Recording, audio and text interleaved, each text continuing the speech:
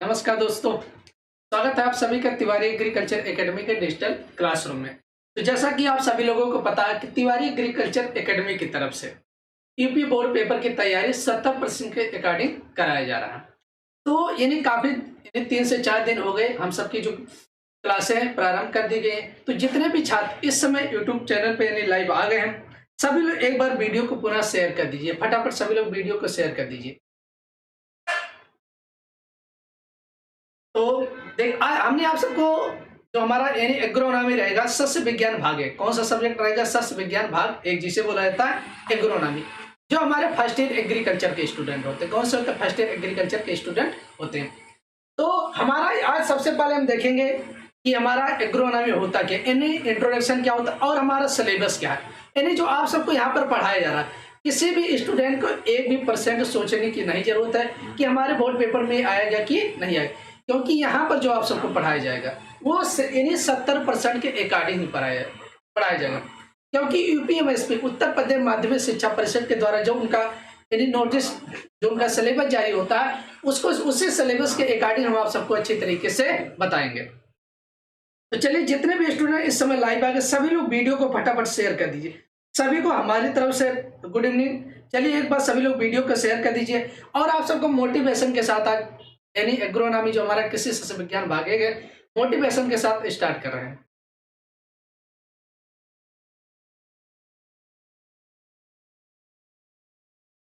अब देखिए, आज के जो हमारा मोटिवेशन है, कुछ लोग जो है वक्त के सांचों में बदल ढल गए, सॉरी, कुछ लोग जो है वक्त के सांचों में ढल गए, कुछ लोग जो है वक्त के सांचे में बदल गए।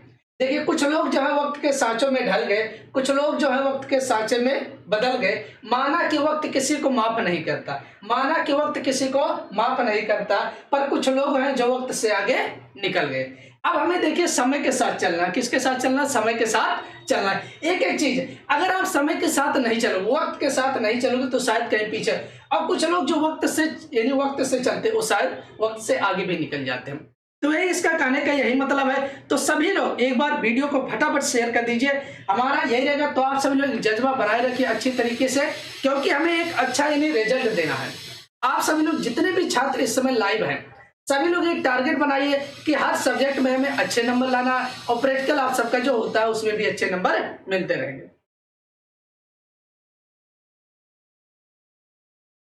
चलिए ठीक है, हम सबसे पहले आज देखेंगे हमारा सिलेबस क्या क्या देखेंगे, सिलेबस। और हमारे जो एग्रोनॉमी कृषि सस्य विज्ञान भाग एक है, क्या? कृषि सस्य विज्ञान भाग एक। अब इसमें हमारा देखेंगे यूपीएमएसपी उत्तर प्रदेश माध्यमिक शिक्षा परिषद के द्वारा जो हमारा सिलेबस जारी किया। अब देखिए,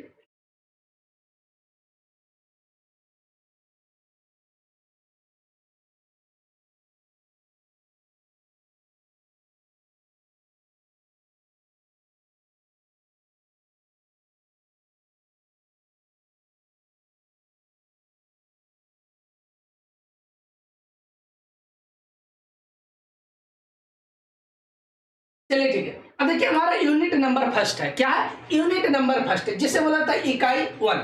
यानी आप सभी लोग देखे होंगे तो किताब में ऐसे लिखा रहता है, यूनिट नंबर फर्स्ट लिखा रह जाता है, या जिसे हम कहते हैं इकाई नंबर फर्स्ट कहा जाता है। क्या कहा जाता है? इकाई नंबर फर्स्ट या यूनिट नंबर फर्स्ट। अब देखिए, यूनिट नंबर फर्स्ट में हमारे यहाँ पर कौन कौन सी क्रॉप आएंगी। आप सभी लोग देखे होंगे कि हमारे कौन कौन सी फसलें आती है यूनिट नंबर फर्स्ट में।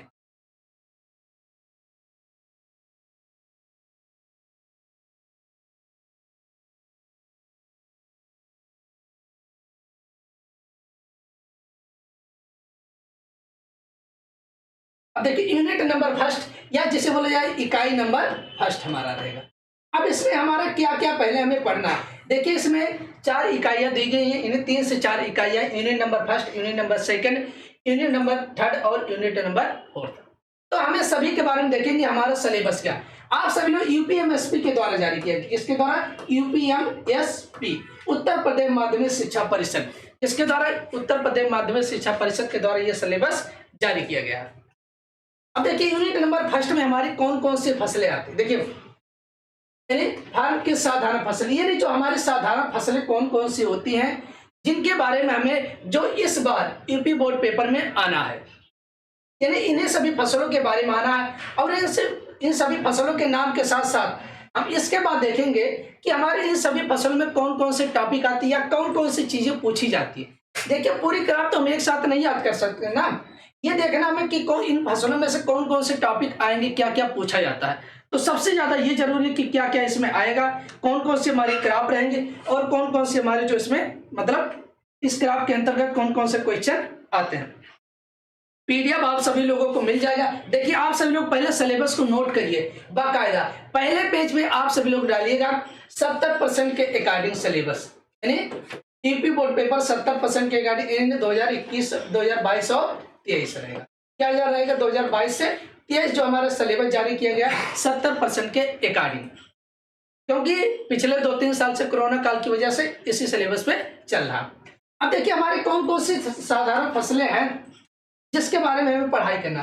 तो पहले हमारी फसल दिया गेहूं, गेहूं की यानी गेहूं की खेती के बारे में देखना। किसके बारे में? गेहूं की खेती के बारे में पढ़ाई करना। दूसरा दिया धान की खेती, क्या दिया?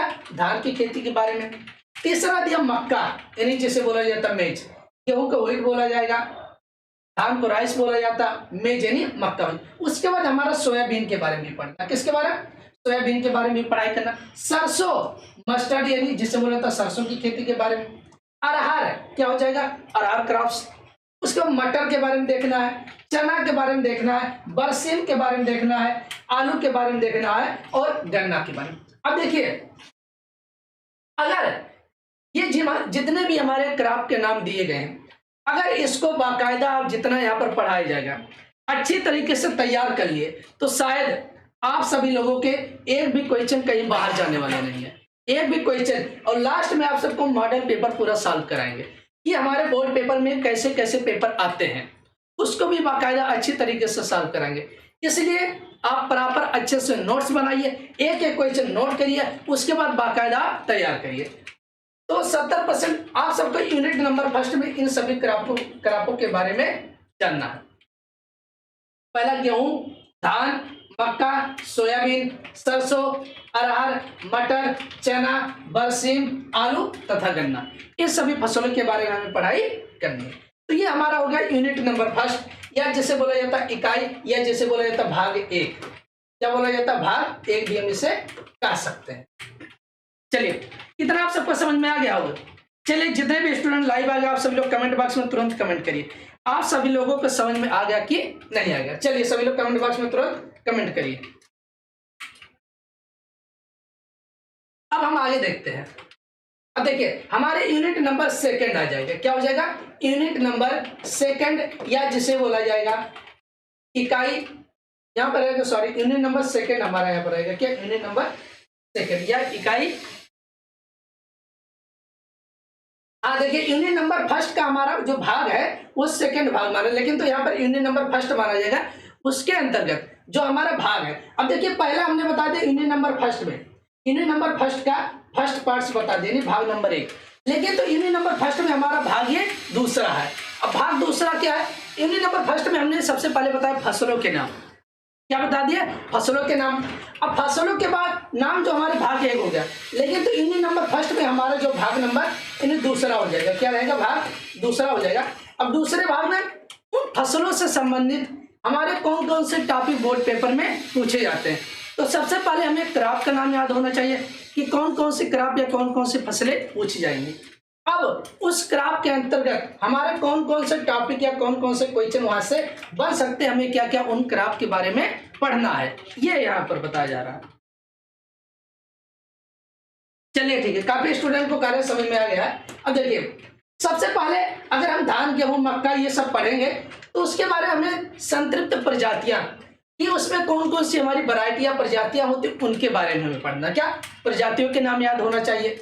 उसके बाद उनके मुख्य गुण, मतलब उन प्रजातियों के हमारे कौन कौन से गुण होते हैं। क्या? प्रजातियों के हमारे कौन कौन से गुण होते हैं। कुछ प्रजातियां अधिक उपज देती, कुछ प्रजातियां कम उपज देती, कुछ प्रजातियां जो होती सूखे क्षेत्रों में उगाई जाती है, कुछ प्रजातियां जो होती है अगर ज्यादा बारिश होता तब उगाई जा सकता है, या ज्यादा बारिश होता तब भी उनकी खेती की जा सकती है। तो यार उनके मुख्य गुण हो जाएंगे, या कौन सी प्रजातियां होती है जिनमें रोग नहीं लगता, या कौन से रोग लगते हैं, कौन से रोग नहीं लगते। तो ये सभी हमारे प्रजातियों के मुख्य गुण हो जाएंगे, और कितने दिनों में तैयार हो जाती है और उनमें कितना उपज होता है, ये उन प्रजातियों के गुण हो जाएंगे। ठीक है।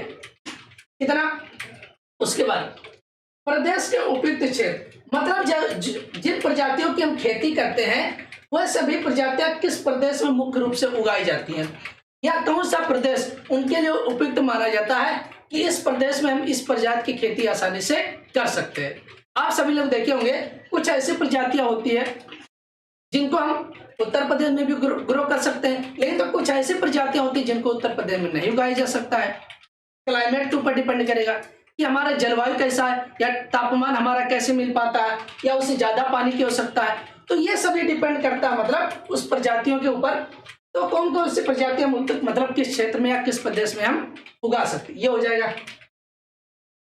अगला पॉइंट हमारा जो बोने का समय, मतलब किसी फसल की हमें बुआई कब करनी चाहिए। क्या हो जाएगा कि किसी फसल की बुआई हम कब करनी चाहिए।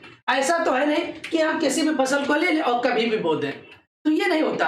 एक निश्चित समय कि खरीफ फसल यानी खरीफ ऋतु में हम बुआई करेंगे, रबी में करेंगे कि जायद में करेंगे, ये सब हमें, और रबी और जायद में करेंगे तो किस महीने में हमें करना चाहिए। आप सभी लोग देखे होंगे कि आलू की बुआई करने का इस समय समझ लीजिए समय आ गया है, तो 15 अक्टूबर से 25 अक्टूबर शायद चलता है आलू की बुआई करने का समय। लेकिन तो अगर हम अक्टूबर में ना बोकर उसकी जनवरी में बुआई करेंगे तो क्या समय रहेगा, नहीं समय रहेगा। तो आलू का ग्रोथ एंड विकास और जर्मिनेशन भी नहीं होगा, ना पौधे का विकास कुछ नहीं होगा। तो इसलिए बोने का एक समय, सही समय भी होता है कि किसी फसल को हमें बुआई कब करना चाहिए। हमें पता है कि फर्स्ट ईयर एग्रीकल्चर के स्टूडेंट साइंस से डायरेक्ट अगर आप एग्रीकल्चर में आते तो थोड़ा आप सभी लोगों को प्रॉब्लम होती है, हमें पता है, थोड़ा समझने में दिक्कत होती होगी। लेकिन तो हम आप सबको एकदम जीरो लेवल से बताएंगे। एक समझ लीजिए गांव के अगर आप सभी लोग होंगे काफी स्टूडेंट, तो हम गांव की भाषा में बताएंगे, ठीक है, कि गांव के स्टूडेंट को कैसे समझ में आता है। बिल्कुल, तो एक निश्चित समय होना चाहिए हम किस महीने में बुआई करेंगे। पहले हम सीजन देखते हैं कि खरीफ की ऋतु की फसल है कि जायद की है कि रबी की है। उसके बाद इस सीजन को देखने के बाद हम देखते हैं कि किस महीने में बुआई किया जाता है, क्या महीने बुआई। तो ये हमारा होता है बोने का समय, ये बुआई करने का समय होता है। तो देखिए सभी स्टूडेंट लाइव जुड़े रहिए, कोई भी स्टूडेंट भैया क्लास को मिस नहीं करेगा, ठीक है।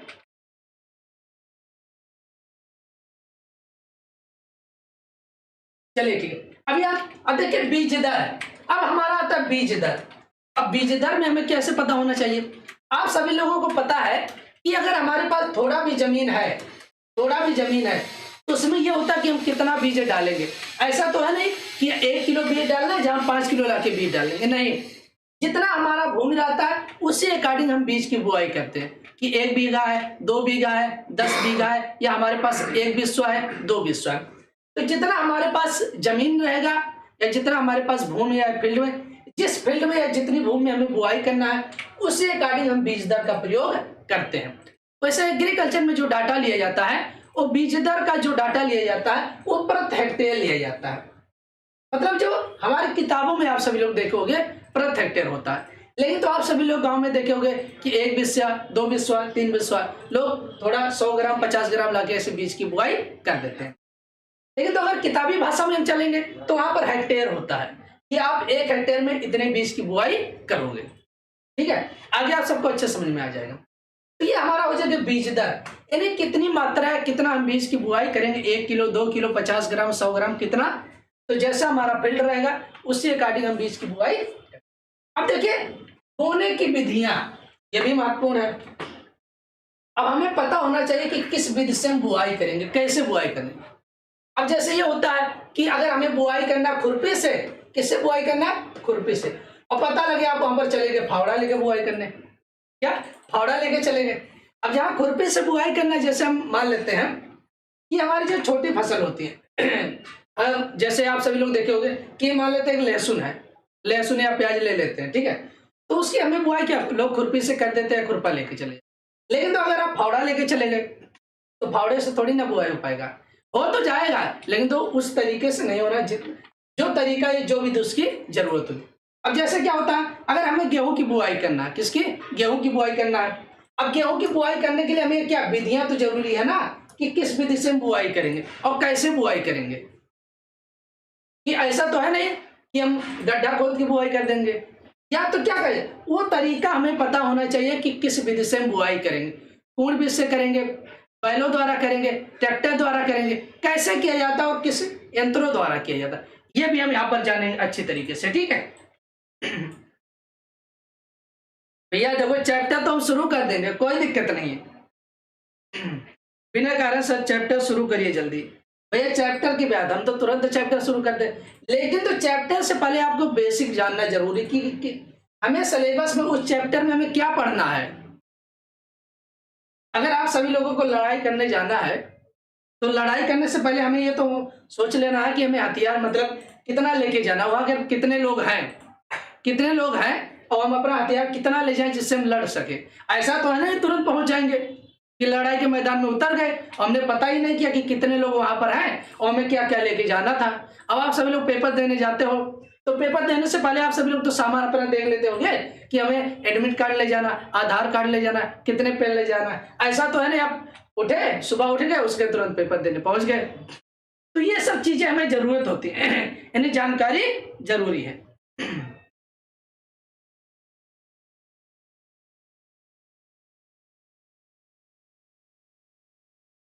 तो बिल्कुल आप सभी लोग घबराइए मत, अच्छी तरीके से बता रहे हैं।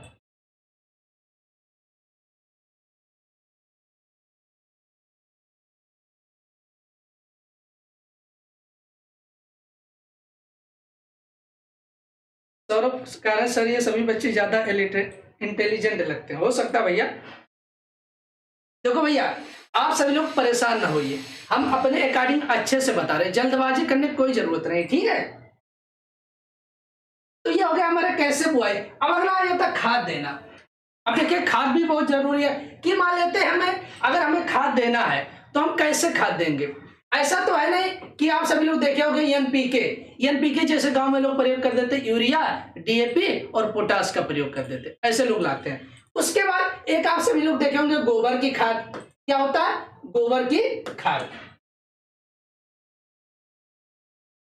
अब गोबर की खाद क्या होता है? गोबर की खाद तो ऐसा तो ये भी हमें पता होना चाहिए कि अगर हम खाद का प्रयोग कर रहे हैं तो हमें कब इसका प्रयोग करना चाहिए, कि फसल की बुआई करने के बाद या फसल की बुआई के समय या फसल की बुआई करने से पहले। तो ये भी इसके बारे में हम देखेंगे, ठीक है। तो जैसे आप सभी लोग देखे होंगे लोग अधिकतर गोबर की खाद का प्रयोग करते हैं बुआई से पहले के लिए। क्या बुआई से पहले 10 से 15 दिन पहले या 20 दिन पहले खेत में यानी खेत में उसको पूरा फैला दिया जाता, फैलाने के बाद उसको जुताई करा दिया जाता, वो होता है। लेकिन तो जो हमारा यूरिया होता है, पोटास होता है, डीएपी होता है, या अगर आप जिंक सल्फेट का प्रयोग करते हैं तो ये सब कब करते हैं? हम जब बीज की बुआई करते हैं उस समय प्रयोग किया जाता है। तो हमें खाद देना, कैसे हमें खाद को देना है और किस समय देना है ये भी हमें जानना बहुत जरूरी है। चलिए ठीक है, नेक्स्ट क्वेश्चन, सिंचाई करना। हाँ ये भी जरूरी है, कब हम सिंचाई करें और कैसे करें और हमें कितना करना चाहिए, ये भी हमें सबसे ज्यादा जरूरी है। हमें कब सिंचाई करना चाहिए? ऐसा तो है नहीं कि मान लेते हमने आज सिंचाई कर दिए कल फिर हम ले जाकर सिंचाई कर दे, ये नहीं। कब हम सिंचाई करें, कैसे करें और कितना करना है ये भी हमें जानना जरूरी है।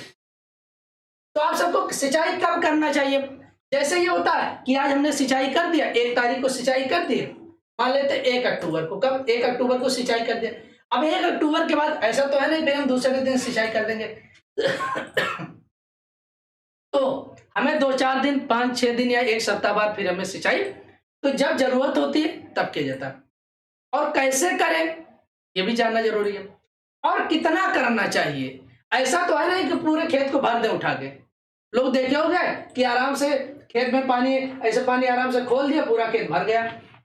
ऐसा भी हमें नहीं करना है कि हमें कितना पानी मतलब सिंचाई करना है, तो ये भी हमें यहाँ पर ध्यान रखना जरूरी। पता लगे अब ज्यादा पानी भर दिए और हमारी फसल होने की बजाय वो सूख जाएगी, तो ये सब भी हमें जानना जरूरी। उसके बाद फलन रक्षा युक्त। अब फलन रक्षा युक्त आप सभी लोग जानते होंगे कि हमारे जैसे जिन भी फसलों में हमारी जो उसमें हमारे फूल आते हैं, फल आते हैं, इसके रक्षा के लिए हमें क्या क्या करना मतलब देखना इसमें जरूरी है।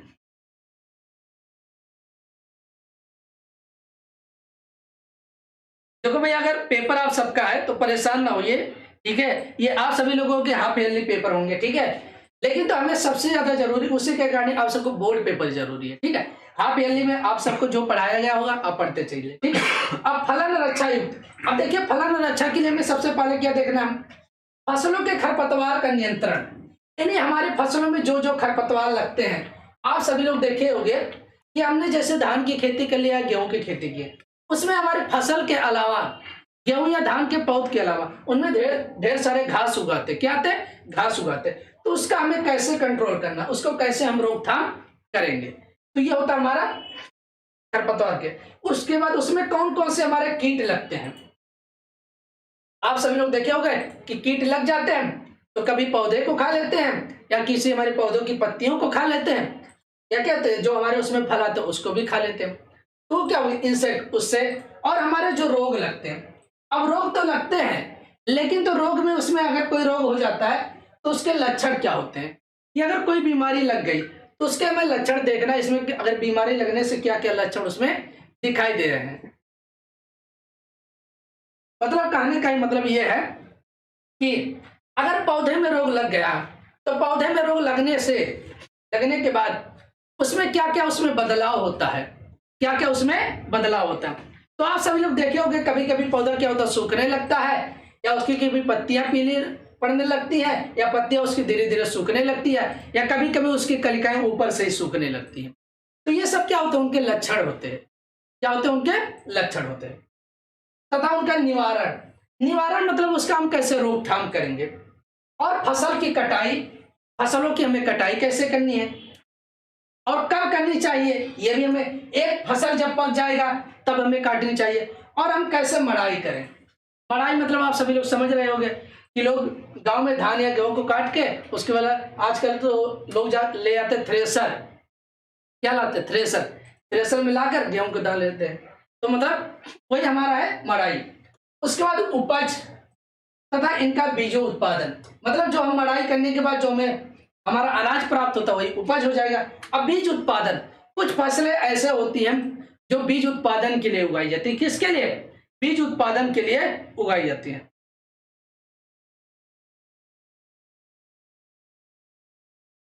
बिल्कुल आप परेशान ना होइए, क्राफ्ट जल्द से जल्द स्टार्ट करेंगे, ठीक है।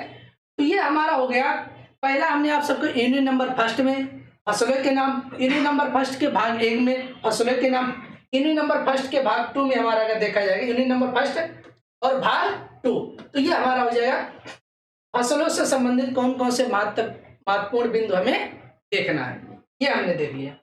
अब नेक्स्ट हम देखते हैं। अब देखिए इकाई नंबर 2 आ गया, जिसे बोला जाता है यूनिट नंबर सेकेंड, क्या बोला जाता है, यूनिट नंबर सेकेंड। अब यूनिट नंबर सेकेंड में देखिए आप सबको इसको लाइटली नहीं लेना, हल्के में मत लेना, क्योंकि जितने नंबर हमारे क्रॉप से आते हैं, फसलों से आते हैं, किससे आते हैं, फसलों से आते हैं। फसलों से अगर 25 नंबर आएंगे तो ये समझ लेना यूनिट नंबर जो हमारा सेकेंड है और हमारे ये सभी से हमारे 25 नंबर आते हैं। 25 नंबर तो हमारे यूनिट नंबर फर्स्ट से शायद आ जाते हैं, लगभग आ जाते हैं उतने, लेकिन तो 25 नंबर हमारे और जितने बचे unit number second, unit number third, इन सभी से 25 नंबर आते हैं। तो ये मत समझना कि खाली हम क्राफ्ट पढ़ के हम अपना पूरा अच्छा नंबर ला सकते हैं, नहीं, क्राफ्ट पढ़ के आप सभी लोग अच्छे नंबर नहीं ला सकते हो। और इस बार के पेपर सैंपल नहीं आ रहे, ध्यान रखना। पेपर कभी कभी ये होता है कि पिछली बार पेपर आए थे तो 70% के बजाय वो 100% भी दे दिए थे, कुछ क्वेश्चन ऐसे दे दिए थे जो उनके सिलेबस से बाहर कर दिया गया था। तो ये भी आपको ध्यान दे के पढ़ना, ठीक है। अब देखिए मिट्टियां, जिसे बोला जाता मृदा, क्या बोला जाता, मृदा, या जिसे बोला जाता भूमि, क्या बोल सकते हैं, भूमि, या हम जिसे कह सकते हैं सॉइल, क्या कहा जाता, सॉइल। अब देखिए सबसे पहले हम देखेंगे मिट्टियों का वर्गीकरण, यानी मृदा का वर्गीकरण, क्या देखेंगे, मृदा का वर्गीकरण। उसके बाद हम देखेंगे बजरीली।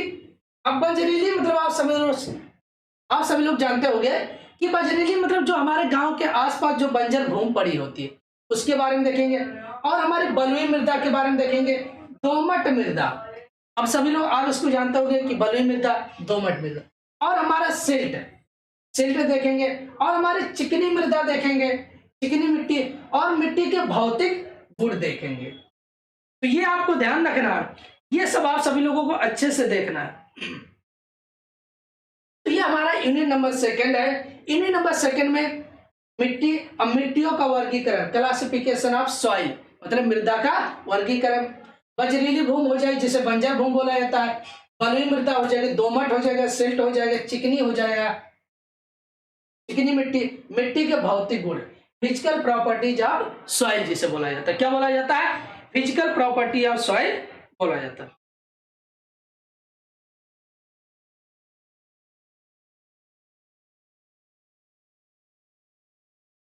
चलिए ठीक, आगे हम देखते हैं नेक्स्ट। अब देखिए हमारा आ जाता है यूनिट नंबर थर्ड, यानी इकाई तीसरा जिसे बोला जाता है यूनिट नंबर थर्ड या इकाई नंबर 3। अब देखिए इकाई नंबर 3 में हमें क्या देखना है? देखिए खाद तथा खाद देना। अब यहां पर यह भी ध्यान रखना आप सभी लोगों को, 25-25 मतलब 25 नंबर तुम्हारे फसलों से आते हैं, उसके बाद जितना बचा वो सभी 25 नंबर, जितना हम यूनिट बताएंगे इससे 25 नंबर आएंगे। तो हमारे खाद तथा खाद देना, जो हमारे आप सभी लोग कैसे खाद देते हैं और कितना खाद देना चाहिए, ये इसमें आप सबको बताया जाएगा। उसके बाद पौधों की वृद्धि के लिए आवश्यक पोषक तत्व। अब पौधों की वृद्धि के लिए हमारे कौन कौन से पोषक तत्व आवश्यक होते हैं कि अगर हम खेती कर रहे हैं, तो हमें कौन कौन से इन्हें न्यूट्रिएंट या पोषक तत्व या कौन कौन सी खाद इन्हें देना चाहिए। ऐसा तो है नहीं कि हम बिना मात्रा के या हमें बिना जानकारी के हम खाद ऐसे ले जाके पौधों को दे देंगे, नहीं, इसके बारे में हमें जानना है कि कौन कौन सी खाद देंगे और कितना देंगे। उसके बाद खेत की मुख्य फसलों द्वारा मिट्टी से ली जाने वाली नाइट्रोजन। देखिए खेत की मुख्य फसलों द्वारा मिट्टी से ली जाने वाली नाइट्रोजन। अब देखिए कुछ ऐसे फसलें होती हैं जो क्या करती हैं, यानी जो हमारे वायुमंडल से मतलब नाइट्रोजन का यानी अवशोषण करके मृदा में उपलब्ध कराती हैं। तो कुछ ऐसे फसलें होती हैं जो उन्हें मतलब मृदा से ही नाइट्रोजन मिलने लगता है।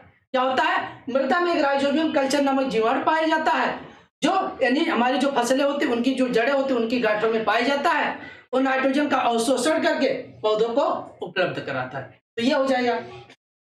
उसमें नाइट्रोजन, फास्फोरस, पोटास की मात्रा है, ये सब उपलब्ध कराता है। उसके बाद खाद देने की आवश्यकता। अब आवश्यकता मतलब ये हो जाएगा कि हमें पौधों को खाद कब देना चाहिए। अब आप सभी लोग देखे होंगे एक साथ तो हम पूरी खाद दे नहीं देंगे, कब इसको खाद देना चाहिए, कितना देना चाहिए, ये भी हमें जरूरी है जानना। और हरी खाद की फसलें और उनका उपयोग। हरी खाद की फसलें क्या होती है आप सबको हम बता देते हैं। आप सभी लोग देखे होंगे कुछ लोग के यहाँ सनई और ढैंचा उगाया जाता है। क्या उगाया जाता है? सनई और ढैंचा उगाया जाता है।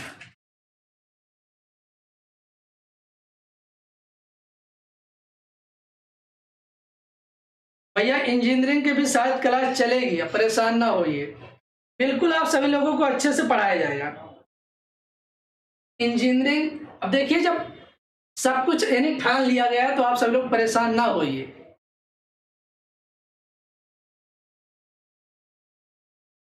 तो देखिए हरी खाद की फसलें, अब हरी खाद की फसलें हमारी क्या होती है, जैसे सनई और ढैंचा होता है। क्या होता है? सनई और ढैंचा।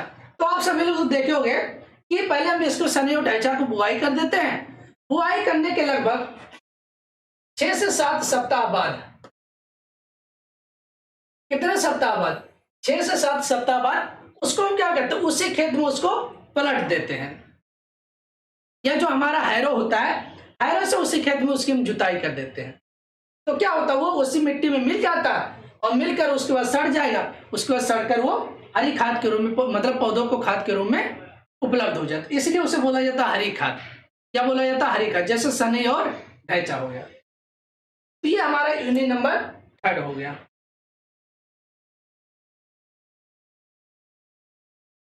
नेक्स्ट क्वेश्चन आ जाता है। अब देखिए यूनिट नंबर 3 में और हमारे कुछ पार्ट्स दिए गए हैं, इसके बारे में हम देख लेते हैं। एग्रोनॉमी हमारा फर्स्ट है, समझ लीजिए थोड़ा ब्रॉड है, हल्का नहीं है, समझ लीजिए कम नहीं सिलेबस है बहुत, इसलिए आप इसको थोड़ा ध्यान से देखिएगा। अब देखिए निम्न खादों का अध्ययन। अब कौन कौन सी खाद होती है जिनका प्रयोग करते हैं? निम्न खादों का अध्ययन, उर्वरक एवं उनके प्रयोग करने की विधियां। अब देखिए एक खाद होता है, एक उर्वरक होता है। अब खाद क्या होता है? जो हमारे किसी भी जीव जंतु या किसी भी पेड़ पौधे या जीवाश्मों से यानी सड़ने और गलने से जो हमें मिलता है वो हमारा खाद होता है। जैसे आप सभी लोग देखे होंगे किसी भी पेड़ पौधों की पत्तियां या डंठल या कुछ भी पौधे का किसी भी भाग जमीन के गिर गया, यानी जैसे हमारे पेड़ पौधा उसकी जो पत्तियां है, डंठल या तने जो भी है जमीन पे गिरने के बाद सड़ जाते हैं, या कोई जीव जंतु मरने के बाद जमीन में सड़ के मिल जाता है, तो वो हमारे खाद का रूप हो जाता है। क्या हो जाएगा? खाद। लेकिन तो हमारा उर्वरक क्या होता है? जो केमिकल या रसायनों द्वारा जो हमारे खाद तैयार किए जाते हैं, केमिकल या रसायनों के द्वारा जो तैयार किए जाते हैं वो हमारे उर्वरक हो जाएंगे। जैसे यूरिया हो जाएगा, और आप सभी लोग देखे होंगे यूरिया की बोरी आ जाती है, पोटाश आ जाती है, डीएपी आ जाती है, जिंक सल्फेट हो जाता है, तो ये सब हमारे उर्वरक के अंतर्गत आता है। यानी जो भी हमारे इसमें केमिकल द्वारा जो रसायन द्वारा या केमिकल द्वारा जो तैयार किए जाते हैं, तो वो जो फैक्ट्री में आप सभी लोग देखे होंगे कि लोग यूरिया खरीद के लाते हैं, ये सब डीएपी पोटाश ये सब, तो वो उर्वरक के अंतर्गत आता है। लेकिन तो जीवाश्मों के सड़ने गलने या जीव जंतु या पेड़ पौधों के सड़ने गलने से जो पौधों को खाद के रूप में प्राप्त होता, मतलब पौधों की उर्वरता भूमि की उर्वरता को बढ़ाता हुआ हमारा खाद के अंतर्गत आता है। अब जैसे गोबर की खाद, यहाँ क्या रहेगा? गोबर की खाद। ये भी आप सभी लोग देखे होंगे जीव जंतु के जो मलमूत्र त्यागते हैं उससे भी हमारा प्राप्त होता है, तो क्या होता है? गोबर की खाद। कंपोस्ट खाद आप सभी लोग देखे होंगे केचुए से बनाए जाते हैं। अरंडी की खली आप सभी लोग जानते होंगे, अरंडी की खली। अब जैसे यूरिया हो गया उर्वरक, अमोनियम सल्फेट उर्वरक हो जाएगा, सुपर फास्फेट हो जाएगा, रॉक फास्फेट हो जाएगा, पोटेशियम सल्फेट हो जाएगा, म्यूरेट ऑफ पोटाश हो जाएगा, मिश्रित खाद हो जाएगा, डीएपी डाई अमोनियम फास्फेट हो जाएगा, जैविक खाद जैसे। अब जैविक खाद जैसे हमारा क्या हो जाएगा? जैविक खाद हमारा देखो क्या होता है, जो जीवाणु और कार्बनिक पदार्थों से मिलकर बना होता है वो हमारा जैविक खाद या बायो फर्टिलाइजर बोला जाता है। क्या बोला जाता है? जैविक खाद या बायो फर्टिलाइजर उन्हें बोला जाता है। तो इसको आपको ध्यान रखना है कि जैविक खाद या बायो फर्टिलाइजर अगर पूछ लेता है तो जैविक खाद या बायो फर्टिलाइजर होता क्या है? तो देखिए जो भी हमारे खाद हमारे जीवाणु और कार्बनिक पदार्थों से मिलकर बने होते हैं वो हमारे बायो फर्टिलाइजर। जैसे वर्मी कल्चर जो हमारे केचुआ, उसके बाद ब्लू ग्रीन एल्गी जिसे बोला था बीजीए। क्या बोला जाता है? बीजीए, या हिंदी में बोला जाता है नील हरित शैवाल। क्या बोला जाता है? नील हरित शैवाल बोला जाता है। क्या बोला जाता है? नील हरित शैवाल बोला जाता है। और राइजोबियम कल्चर जो होता है, जितने भी हमारे लेग्यूमिनेसी फसलें होती, दलहनी फसलें होती, उनकी जड़ों में राइजोबियम कल्चर नामक जीवाणु पाया जाता है, जो वायुमंडल से नाइट्रोजन का अवशोषण करके पौधों की जड़ों तक उपलब्ध कराता है, वो हमारा होता है राइजोबियम कल्चर। तो जितने भी हमारे दलहनी फसलें होती उन सभी में राइजोबियम कल्चर पाया जाता है। आप सभी लोगों को पीडीएफ जरूर मिलेगा, बिल्कुल परेशान ना होइए, ठीक है। अब देखिए चाहते तो इसको हम 2-4-5 मिनट में खत्म कर देते, लेकिन तो भैया जानना बहुत जरूरी है, ठीक है। अब देखिए इकाई नंबर 4 हमारा आ जाता है। इकाई नंबर 4 में हमारा क्या होता है? वनों की छीड़ता मतलब ये होता है कि हमारे वनों का हास कैसे हो रहा है, लाश कैसे हो रहा है, हमारे वन छीड़ कैसे हो रहे हैं, कैसे समाप्त हो रहे हैं, इसके बारे में देखना है। चारागाहों एवं फसलों का पर्यावरण पर प्रभाव, यानी जो हमारे चारागाह होते हैं और फसलों का पर्यावरण पर क्या प्रभाव पड़ता है, ये भी हमें देखना है कि हम कौन कौन से चारागाह उगाते हैं, कौन कौन से फसलें आते हैं, इनके हमारा क्या पर्यावरण पर, हमारे एटमॉस्फेयर पर क्या प्रभाव पड़ता है। उसके बाद इसमें पहला पॉइंट, दूसरा पॉइंट आ जाता है कि पर्यावरण प्रदूषण का जलवायु।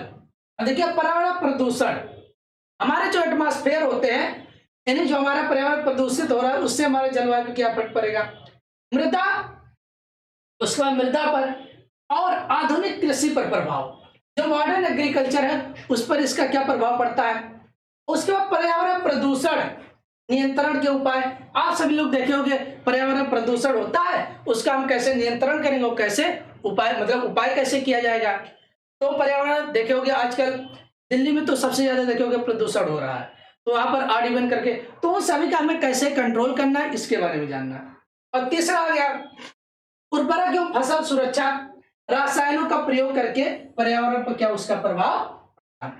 देखिए होगी अगर हम उर्वरक का प्रयोग कर रहे हैं और फसल सुरक्षा के लिए अगर हम रसायन मतलब समझ रहे हो कि दवा का प्रयोग करते हैं, जैसे आप सभी लोग देखे होंगे फसलों में अगर कोई कीट या कोई बीमारी लग गया है तो लोग रसायन का लाके छिड़काव करते हैं।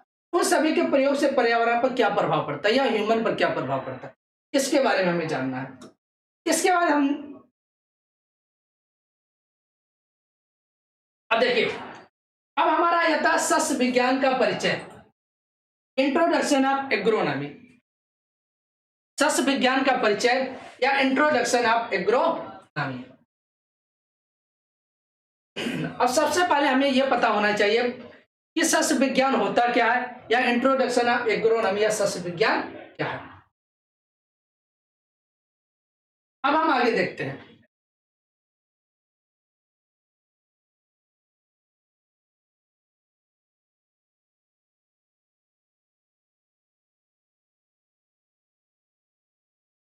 अब देखिए सस्य विज्ञान की परिभाषा, देखिए किसी चीज को पढ़ने से पहले सबसे पहले हमें यह पता होना चाहिए कि डिफिनेशन ऑफ एग्रोनॉमी या सस्य विज्ञान होता क्या है, यह हमें जानना जरूरी है। अगर आप कहीं कभी पूछ लेगा कि सस्य विज्ञान की परिभाषा लिखिए या सस्य विज्ञान क्या है उसको परिभाषित कीजिए, यह भी कई बार पूछा जाता है, तो इसको आपको बहुत जरूर ध्यान रखना अच्छी तरीके से। काफी छात्र कह रहे हैं सर लेट हो रहा है सिलेबस, चलिए ठीक है आ गया, इंतजार आप सभी लोगों का खत्म हुआ। इंतजार का फल बहुत मीठा होता है, बस आप सभी लोग इंतजार करिए, जल्दबाजी करोगे तो समझ लेना क्या होगा आपके साथ, हो सकता कुछ भी। तो सस्य विज्ञान की परिभाषा डिफिनेशन ऑफ एग्रोनॉमी, जिसे इंग्लिश में बोला जाता है डिफिनेशन ऑफ एग्रोनॉमी। देखिए हिंदी इंग्लिश दोनों लिखते चलिएगा, हमें पता है एग्रीकल्चर स्टूडेंट इंग्लिश से बहुत ज्यादा भागते हैं, इतना दूर भागते हैं जैसे लगता है कि इंग्लिश उनसे 2 किलोमीटर अगर दूर रहेंगे तब भी उनके शरीर में वो चिपक जाएगा। तो लेकिन तो आज अगर आप पढ़ लोगे तो आगे चल के आसान हो जाएगा, क्योंकि यूनिवर्सिटी में अगर आपको पढ़ाई करना है तो इंग्लिश आपको जरूर आना जरूरी है, ठीक है, तो इसलिए आपको इसको देखना जरूरी है। चलिए ठीक है, अब हम आगे देखते हैं परिभाषा होती क्या। अब देखिए यहाँ पर हमारा जो सस्य विज्ञान है जिसे बोला जाता है, सस्य विज्ञान को इंग्लिश में बोला जाता है एग्रोनॉमी, ये टर्म भी आपको याद होना चाहिए। अगर हम कभी सस्य विज्ञान नाम ले रहे हैं तो वो हो जाएगा एग्रोनॉमी, अगर हम कहीं उद्यान विज्ञान नाम ले रहे हैं तो वो तो सेकेंड ईयर स्टूडेंट के लिए है। चलिए ठीक है, तो एग्रोनॉमी शब्द 2 ग्रीक शब्दों से मिलकर बना है। और आप सबको एक आसान सा ट्रिक बता देते हैं कि अगर कहीं एग्रोनॉमी जिस शब्द के लास्ट में वाई लगा है, क्या लगा है वाई, एक आसान सा आप सभी लोगों को सब, सुनील गंगवार कह रहे हैं गुड इवनिंग, चलिए भैया गुड इवनिंग।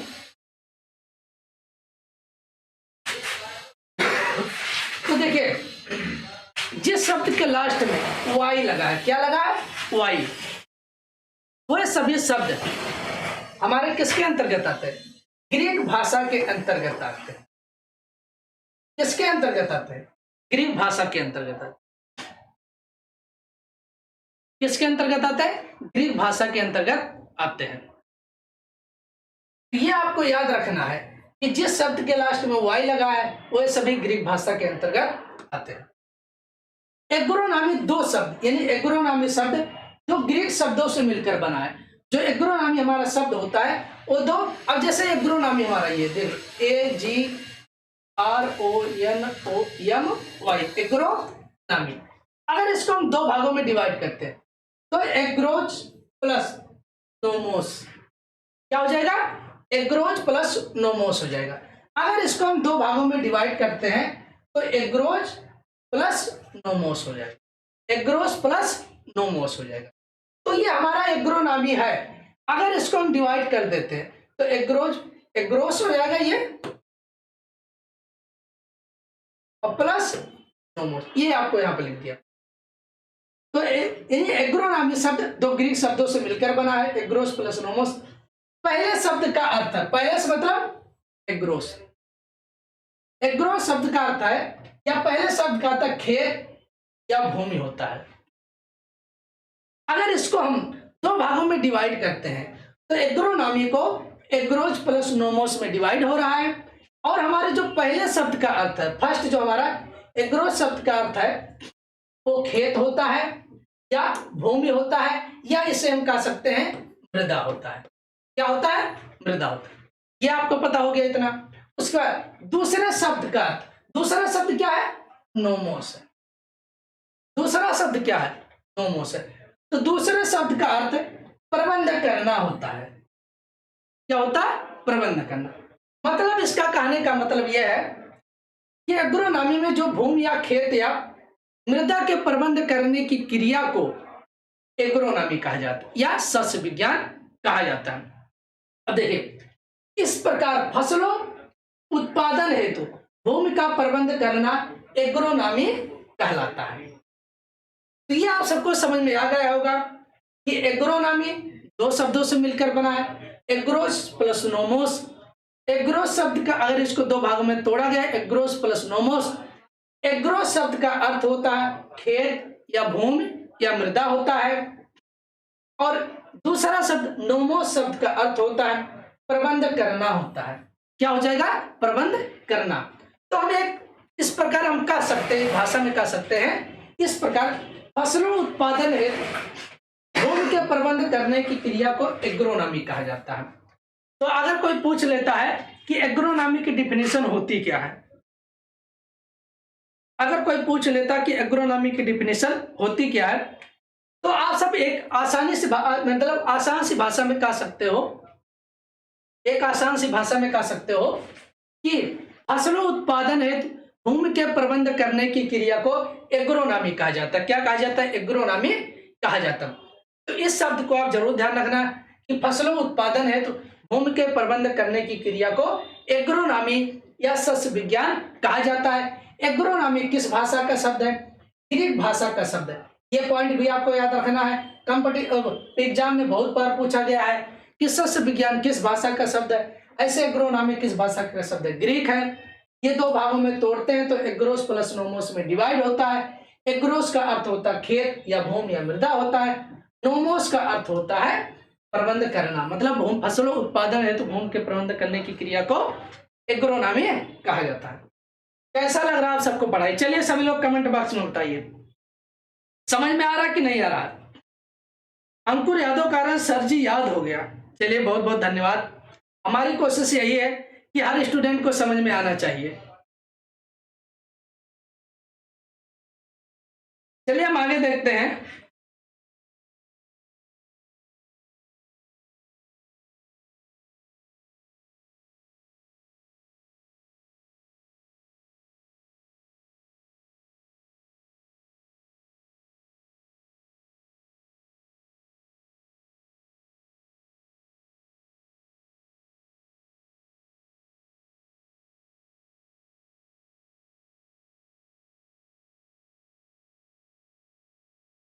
चलिए ठीक, अब हम आगे देखते हैं। इसी की और हमारा डिफिनेशन है, एक हमारा डिफिनेशन और है। अब इसके बारे में भी हमें बहुत अच्छी तरीके से देखना कि इसकी डिफिनेशन और क्या है। देखिए, वैज्ञानिक विधि से, यानी हम कह सकते हैं वैज्ञानिक विधि से फसलों उत्पादन, क्या रहेगा? फसलों उत्पादन, यानी फसलों उत्पादन हेतु, वैज्ञानिक विधि से फसलों उत्पादन हेतु तथा भूमि के प्रबंध के अध्ययन को सस्य विज्ञान या एग्रोनॉमी कहा जाता है। यानी वैज्ञानिक विधि से फसलों उत्पादन हेतु क्या रहेगा? वैज्ञानिक विधि से फसलों उत्पादन हेतु भूमि के प्रबंध करने की क्रिया को या इसके अध्ययन को सस्य विज्ञान या एग्रोनॉमी कहा जाता है। इंग्लिश में हम कह सकते हैं study of the management of land, study of the management of land and scientific production of crop is called agronomy. मतलब बहुत अच्छी तरीके से हिंदी इंग्लिश दोनों दिया है कि फसलों उत्पादन हेतु भूमि के प्रबंध करने की क्रिया को एग्रोनॉमी या सस्य विज्ञान कहा जाता है। इंग्लिश में क्या कहा जाता है? Study of the management of land and scientific production of crop is called agronomy. क्या कहा जाता है? इज कॉल्ड एग्रोनॉमी हो जाए। तो ये हमारा सस्य विज्ञान की परिभाषा हो गया। क्या हो गया? सस्य विज्ञान की परिभाषा हो गया। तो आप सबको शायद अच्छी तरीके से समझ में आ गया होगा कि सस्य विज्ञान होता क्या है। ये फसलों उत्पादन हेतु भूमि के प्रबंध करने की क्रिया को एग्रोनॉमी या सस्य विज्ञान कहा जाता है। Study of the management of land, मतलब जो भूमि का हम प्रबंध करते हैं, क्या होता है? भूमि का प्रबंध। एंड साइंटिफिक प्रोडक्शन, मतलब वैज्ञानिक विधि से, क्या हो जाएगा? वैज्ञानिक विधि से जो हम फसलों का उत्पादन करते हैं और उसका मैनेजमेंट करते हैं, मैनेजमेंट ऑफ लैंड, और हम जो भूमि का प्रबंध करते हैं, इसके अंतर्गत जो हम अध्ययन करते हैं इज कॉल्ड एग्रोनॉमी। उसे क्या कहा जाता है? एग्रोनॉमी या सस्य विज्ञान कहा जाता है। क्या कहा जाता है? एग्रोनॉमी या सस्य विज्ञान कहा जाता है। तो इतना शायद आप सबको डिफिनेशन अच्छी तरीके से समझ में आ गया होगा कि सस्य विज्ञान होता क्या। अब हम आगे देखते हैं।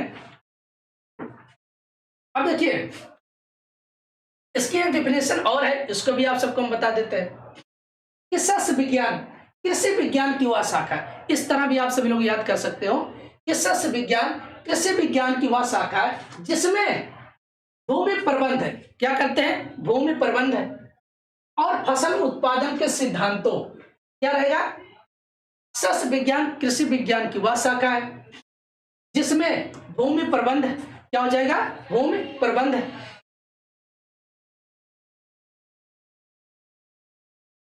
तो सस्य विज्ञान कृषि विज्ञान की वह शाखा है जिसमें भूमि प्रबंध और फसल उत्पादन के सिद्धांत, मतलब इसमें हमारे कौन कौन से सिद्धांत होते हैं और उनके अंतर्गत जो भी हमारी क्रियाएं आती, क्या उनके अंतर्गत हमारी जो भी क्रियाएं आती हैं, इन सभी का जो हम अध्ययन करते हैं उसे हम क्या कहते हैं? यानी एग्रोनॉमी या सस्य विज्ञान कहा जाता है। और आगे हम देखिए इंग्लिश में क्या दिया है। Agronomy is the branch of agriculture that is treats the principal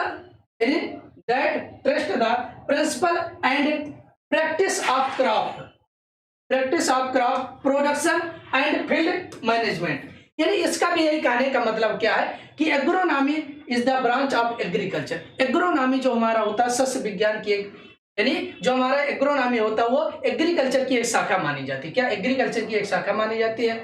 that is trace, मतलब इनके जो लक्षण होते हैं, क्या होते हैं? उनके लक्षण या सिद्धांत जो होते हैं, उनके लक्षणों के सिद्धांत और उनमें जो अभ्यास की क्रियाएं की जाती है, क्या? प्रैक्टिसेस ऑफ क्रॉप प्रोडक्शन, फसलों के उत्पादन के अंतर्गत जो भी हम क्रियाएं करते हैं, क्या करते हैं? जो भी हम क्रियाएं करते हैं।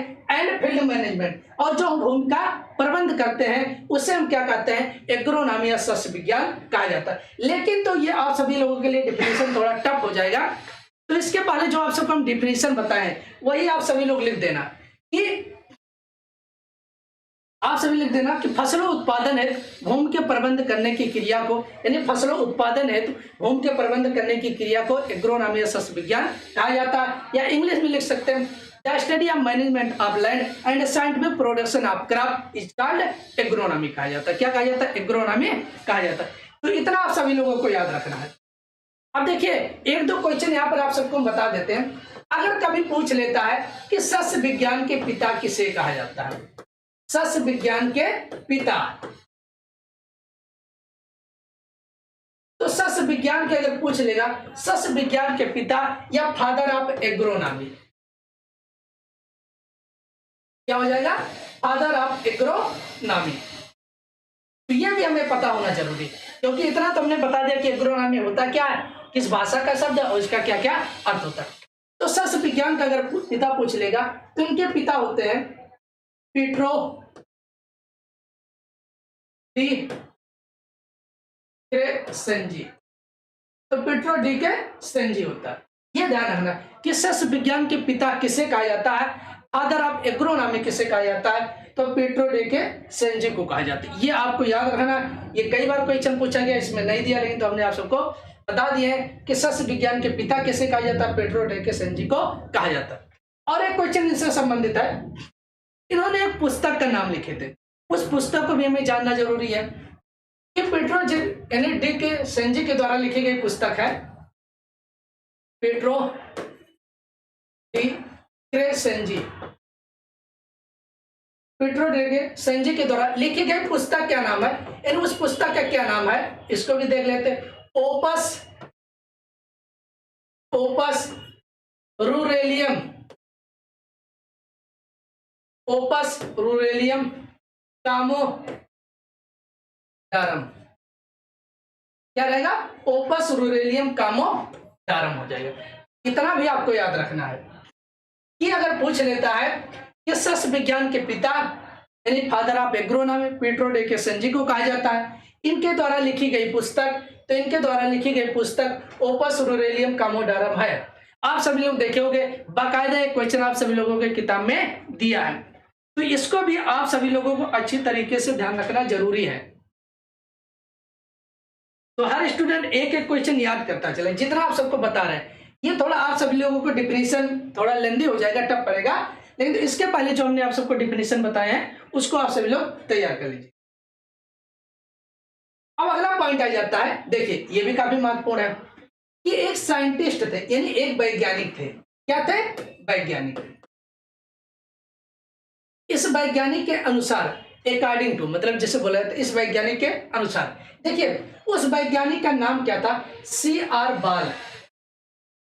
C.R. बाल के अनुसार यानी अकॉर्डिंग टू C.R. बाल क्या हो जाएगा? According to C.R. बाल। अगर कभी पूछ लेता है ये क्वेश्चन, और कैसे पूछा जाएगा आप सबको हम बता देते हैं, क्योंकि ये सभी क्वेश्चन कई बार पूछे गए हैं।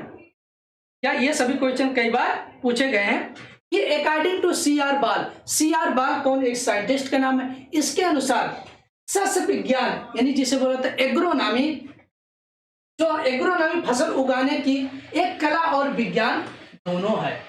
तो कभी कभी ऑप्शन में ये दे देता है कि सस्य विज्ञान है, ऐसे लिख देगा सस्य विज्ञान है।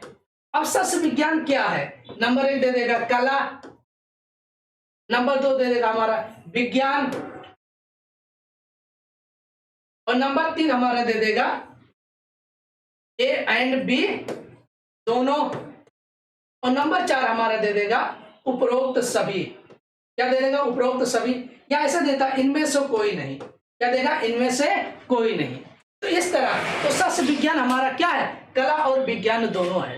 क्या है? कला और विज्ञान दोनों है। तो इसलिए हमें ध्यान रखना है कि agronomy is art and science both, यानी agronomy is the art and science. अब आर्ट एंड साइंस हम कैसे कहते हैं आप सभी लोगों को नेक्स्ट लेक्चर में बताएंगे।